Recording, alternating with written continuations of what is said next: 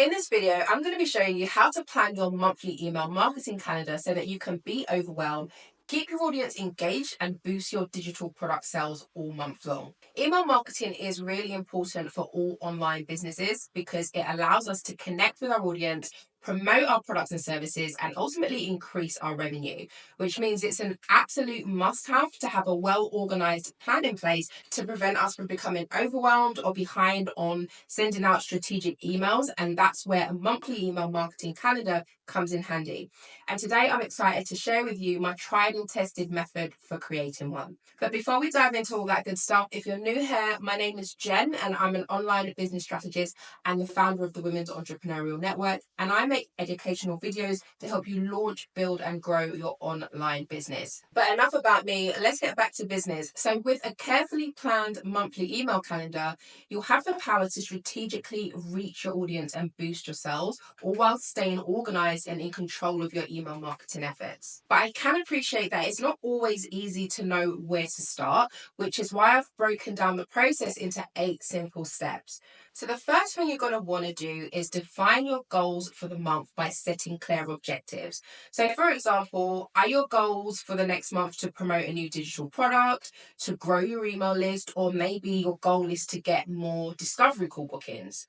So having a specific goal in mind is what's pretty much going to help to guide the content and the messaging of your emails for the month. So for example, if my goal for this month is to increase sales of my online course by 20%, then my email marketing calendar is going to be centered around promoting that course and also educating my audience on my course and highlighting the benefits and the features that it includes. Next, you want to be scheduling out time to look at your open rates, your click-through rates, and your conversion rates from past emails. This is really going to help you to understand what types of content resonated the most with your audience and what didn't perform so well so that you can double down on the things that are currently working for you. You'll also be able to use this information to determine which days and times your subscribers were engaging the most with your content, but I am going to be coming back to this in a bit, so just hang tight for a sec.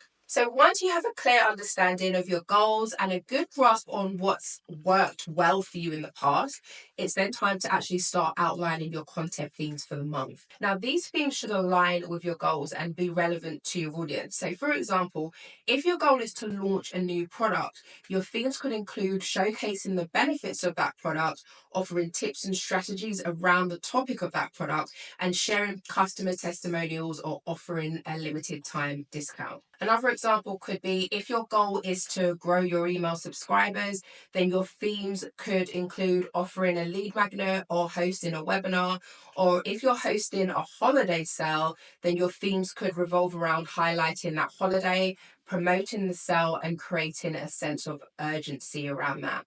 So ideally, you want to be deciding on kind of central themes for the next 3 to 6 months. And then once you're clear on those monthly themes, you can then start to break those down into weekly themes or topics that support your monthly goals. And then that's when you would literally create specific content under each one of those themes. So doing this is really going to help you to become more intentional about the email content that you create and send out. And it's also going to help you to stay on track and give your email a cohesive flow throughout the month. So I just want to give you an in-depth example of kind of what I mean by this. So if you decided that your monthly theme was, say, going to be boosting productivity, and you were planning on promoting a productivity app or maybe a course, then your weekly focuses could look something like this. So on week 1, you could provide some time management tips and strategies that are going to get your subscribers thinking about productivity. So within that email, what you would do is kind of subtly incorporate your offer by mentioning how your productivity app or course supports these tips.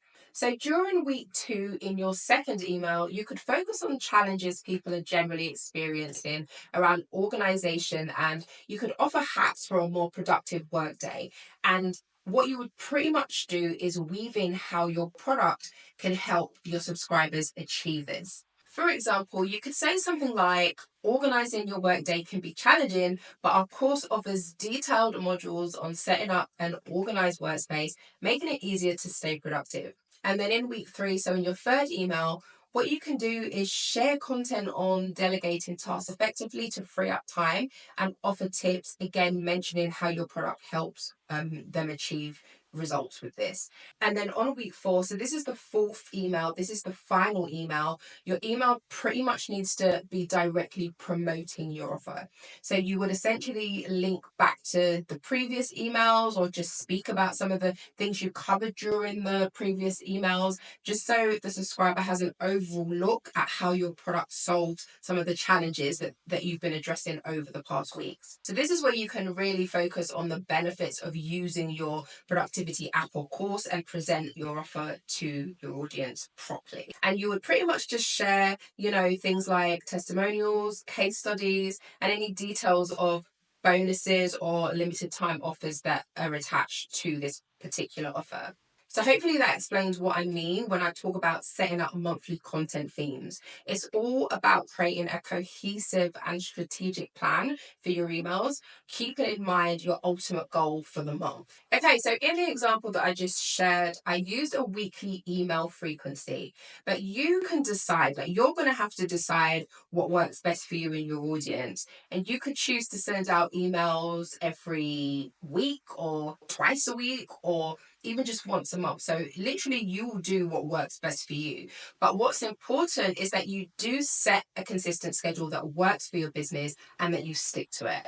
Okay, so next you're going to want to actually update and create your content calendar and actually map out your emails. So this step is about putting pen to paper, or in our case, fingers to keyboard, and creating an actual schedule for when you'll be actually sending out your emails. So I do recommend using a spreadsheet to do this, or a calendar like Google Calendar, or you could use Trello to plan out your email content. Or if you are someone who is looking for something that's a little bit more streamlined, I can recommend using my Notion content planner, which is what I use and which helps me to stay productive and efficient. So I will leave the link to that in the description. Okay, so you want to be scheduling each email that you plan on sending out in that specific month, noting the date, the theme, and the type of content. So content types could include promotional emails, educational emails, informational newsletters, or email blasts, which are pretty much single emails that are sent out to your entire list for any one-time promotions or announcements or offers. And keep in mind that having a visual representation of your content schedule can really help you stay organized and stick to your content plan. So when adding details to your calendar or to your spreadsheet, make sure that you're including things like any key dates, like your product launches, holidays, and also promotions. And also make sure that you're creating your schedule in advance so that you've got enough time to actually create the content and to review those emails before actually sending them out. So a pro tip to consider is when it comes time to scheduling your emails, choose the best days and times to send your emails to based on when your audience is most active. So you should be able to check these metrics and find this information in your email marketing software in the analytics section. So most email marketing providers do provide these details. You're just going to have to maybe look for them. So, for example, from reviewing this information, you might notice that, when you send emails out on a Tuesday morning, they generally have a higher open rate than the ones that you send out on any other days or at any other times. So, this is definitely something important that you want to be adding into your content schedule or your content calendar when planning out your content. Right, now, once you've filled up your monthly content calendar with your themed email content ideas, it's time to actually start writing those emails or creating the copy for those emails. So I just want to share a few tips on creating effective email content. The first one is to make sure that you're writing attention grabbing subject lines. So your subject line is pretty much the first thing that your audience is going to see in your inbox. So make sure it stands out and that entices them to actually open your email, because we know you get so much emails every day. Your potential customers are getting so many emails in their inbox every day. Yours needs to stand out or they are not going to open it. If you do need help coming up with engaging subject lines, you can try using a subject line generator tool like CoSchedule's Headline Analyzer, or you can use something like Copy.ai, who also have a free email subject line generator that you could try out if you want to. Next, you want to be keeping your emails concise and scannable. So people are pretty busy and have really short attention spans. Well, at least I do anyway. So you want to be making sure that your emails are easily digestible and that you're keeping them short, organized, and visually appealing with bullet points and also subheadings. Also, consider personalizing your emails whenever possible. So, addressing your audience by name or segmenting your email list can really make a huge difference when it comes to engagement. And you can do this pretty easily by using personalization tags to automatically insert the subscriber's name into the email. Or what you could do is create different versions of the same email for different segments of your audience. Next, consider including visuals. So use images, use GIFs, and also videos to break up the text and make your emails visually appealing. And if you are promoting an offer, what you can do is create a mock-up image of that offer, which you can easily create using something like Canva. And then lastly, you always want to be making sure that you're adding a clear call to action. So tell your audience exactly what it is that you want them to do next. That could be clicking a link, it could be signing up for an event, or it could be making a direct purchase. But whatever it is, you want to make sure that your call to action stands out and that it's easy to follow through on. Right, so once you've written all your emails, it's then time to schedule them into your email marketing platform. And this allows you to set up a specific date and time for each email to be sent out automatically so that you don't have to worry about manually sending them out. Now, I don't recommend anybody manually send out emails, but if for whatever reason you are going to be sending out your emails manually, be sure to set yourself a reminder so that you don't forget to send them out. Now, pro tip before sending out your email is to send yourself a test preview and specifically check for things like personalization tags, spelling or grammatical errors, and also formatting and links. So you want to be making sure that everything looks great and that everything is working as it should be. One of the worst things that can happen is that you send out an email only to realize afterwards that it's a hot mess. It's full of mistakes and the link doesn't work or whatever. Once the email goes, there's nothing you can do about it. It's not a good feeling, and I have definitely been there. So I want to try and avoid you having to go through that too. So after your scheduled emails have been sent out, it's then really important for you to monitor your metrics to see how well they performed. And then based on these metrics, you might need to make some adjustments to your content or to your schedule in order to improve engagement and actually reach your goals for the month. So, in case you're wondering what you're looking for in terms of metrics, I just want to share a few things that you might want to check, as well as general benchmarks that you want to keep in mind when it comes to analyzing your own numbers. So, first we have open rates, and this is pretty much the percentage of subscribers who opened your email. So, the average open rate for most industries as of December 2023, based on stats by MailChimp, is 34.2%. So anything above that is considered to be really good. And then next we have your click-through rate. So this is the percentage of subscribers who actually clicked on a link within your email. And the average click-through rate for most industries ranges from 2 to 5%. So anything above that would be considered really good. And then we have your conversion rate. So this is the percentage of subscribers who took the desired action that you wanted them to take. So this could be anything like making a purchase or signing up for an event like a workshop or a webinar, or downloading something that you were offering in one of your emails.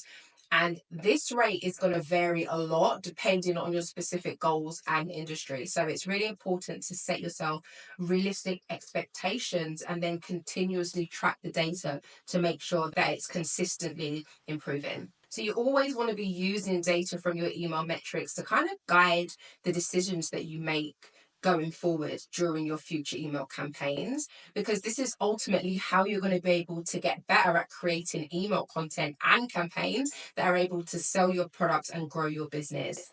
And there you have it, a step-by-step guide on planning your monthly email marketing calendar and creating effective email content. Remember to always keep your audience and goals at the forefront of your mind, and also to monitor your metrics and make any adjustments that you need to improve your email sequences. It's also important to note that this is just one approach that you can take when it comes to planning and organizing your monthly emails. So feel free to experiment with different strategies and see what works best for you and your business. Now, before I go, I do want to share some additional tips. The first one is don't be afraid to repurpose your old content or use templates for your emails, because this can really save you a lot of time while still providing valuable information to your audience. So, if you are looking for email templates, you will find a link to my email marketing toolkit in the description, which includes literally everything you need to succeed with email marketing. Next, segmenting your email list and personalizing your content can really improve engagement and conversion rates. So, really start to think about how you can apply this to your strategy.